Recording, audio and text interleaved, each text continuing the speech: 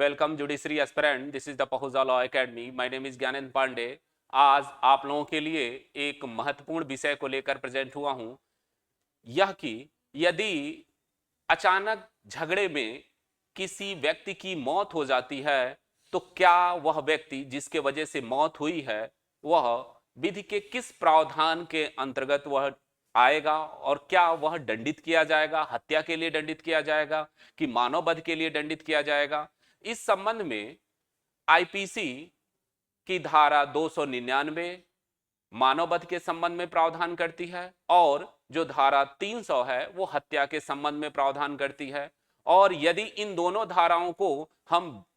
वर्तमान आपराधिक विधि बीएनएस में देखें, भारतीय न्याय संहिता में देखें, तो जो 299 का प्रावधान था वह अब धारा 100 में आ गया है, 100 में, और जो 300 का प्रावधान था वह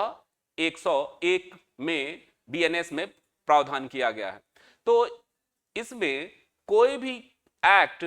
मानव वध होगा कि हत्या होगा, इसके लिए यह इंपॉर्टेंट है कि वह व्यक्ति जो ऐसा एक्ट कर रहा है उसका इंटेंशन क्या है।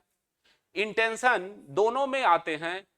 मानव वध और हत्या दोनों में इंटेंशन होता है, लेकिन वे कौन सा इंटेंशन की ग्रेविटी है जिसके वजह से वह एक्ट मानव वध से हत्या में कन्वर्ट हो जाता है। यदि वह व्यक्ति जो इस कार्य को कर रहा है उसे नॉलेज और इंटेंशन दोनों इंक्लूड हो जाता है तो वह हत्या के अंतर्गत दंडित किया जाता है। और जब उस कार्य को करने में उसका इंटेंशन है लेकिन नॉलेज नहीं है कि इस कार्य करने से उसकी मौत हो जाएगी तो वह व्यक्ति मानव वध का दोषी होता है। अगर हम सिंपल भाषा में बात करें तो अगर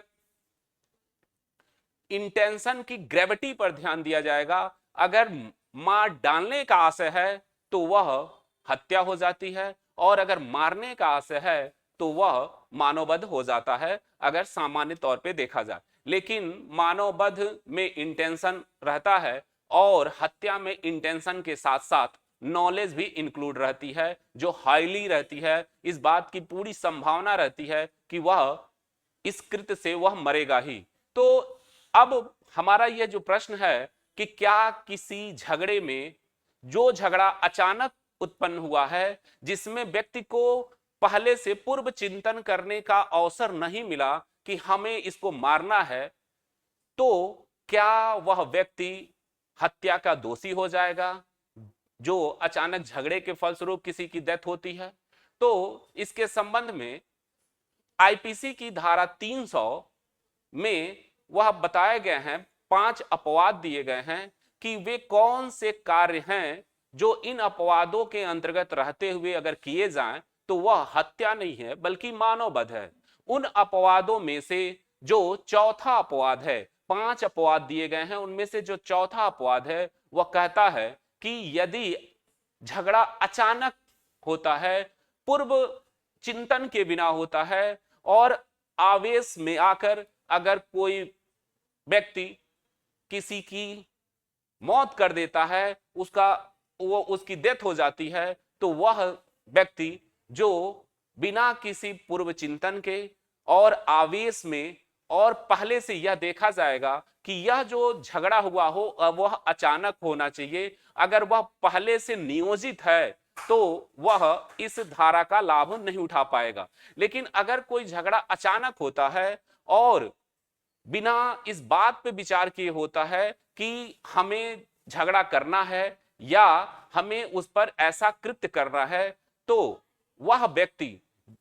अचानक अगर झगड़े में किसी की डेथ हो जाती है तो जिस वजह से, जिसके द्वारा यह डेथ हुई है, वह व्यक्ति हत्या का दोषी नहीं ठहराया जाता बल्कि मानव वध का दोषी ठहराया जाता है। अब इसके धारा 300 के जो यह चौथा अपवाद है, चौथा अपवाद ये कहता है कि झगड़ा जो है अचानक होना चाहिए और बिना पूर्व योजना के और बिना पूर्व चिंतन के होना चाहिए और अपराधी कोई अनुचित